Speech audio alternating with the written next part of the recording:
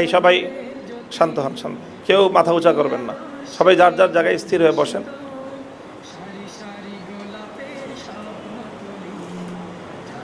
আমরা দেখছি যে বাংলাদেশের সময়ের মাদানী বলে আমরা যাকে আখ্যায়িত করে থাকি, শাইখুল হাদিস আল্লামা নূর হোসেন কাসেমি হাফিজাহুল্লাহ তাআলা হুজুর এই গ্রন্থের প্যাকেট উন্মোচন করলেন। খুলে দাও।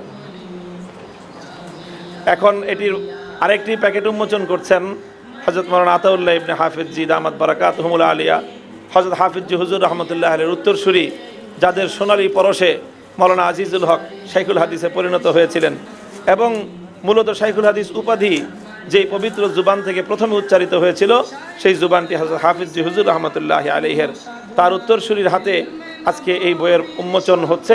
এটি আমাদের জন্য একটি অত্যন্ত আনন্দের উপলক্ষ।